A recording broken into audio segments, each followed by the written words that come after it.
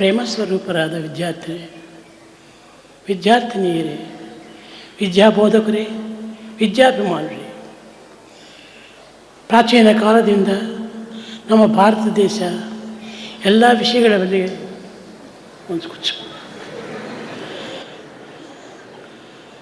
ಆದರ್ಶವನ್ನು ತೋರಿಸ್ತಾ ಬಂದಿದೆ. ನಮ್ಮ ಭಾರತ ದೇಶ ಒಂದು ವಿಶಿಷ್ಟತೆ. ಹೇಮರೆಡ್ಡಿ ಮಲ್ಲಮ್ಮ ಅವರು ತುಂಬ ದೊಡ್ಡ ಭಕ್ತರು.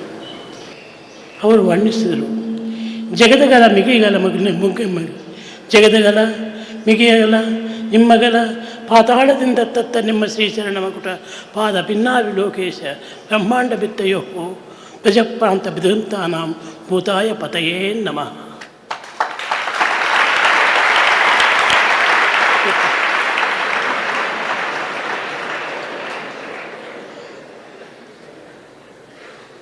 ಅವರು ನಿರಂತರ ಈಶ್ವರ ಭಕ್ತರು. ಪ್ರಾಚೀನ ಕಾಲದಿಂದ ನಮ್ಮ ಭಾರತ ದೇಶದಲ್ಲಿ ಭಕ್ತಿ ಪ್ರಪತ್ತಿನಿಂದಾನೇ ಕಾಪಾಡಿಕೊಂಡು ಬರ್ತಾ ಇದೆ ಭಾರತ ದೇಶವನ್ನು. ನಾನು ಕನ್ನಡದಲ್ಲಿ ಮಾತಾಡಬೇಕಂದ್ರೆ ತುಂಬ ಕಷ್ಟ.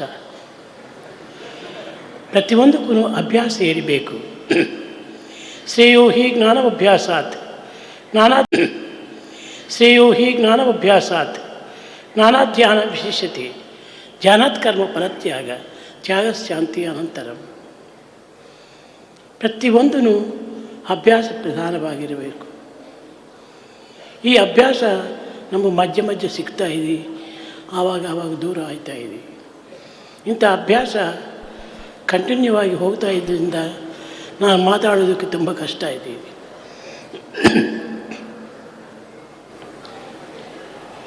ಚಿಕ್ಕ ಮಕ್ಕಳು ಎಷ್ಟು ಸುಂದರವಾಗಿ ಸುಲಭವಾಗಿ ಅನಂತವಾದ ಆತ್ಮನ್ನು ವರ್ಣಿಸಿದರು. ಪ್ರಪಂಚದ ಒಂದು ವ್ಯಾಖ್ಯಾನದಲ್ಲಿ ಕನ್ನಡ ಕಸ್ತೂರಿ ಅಂತ.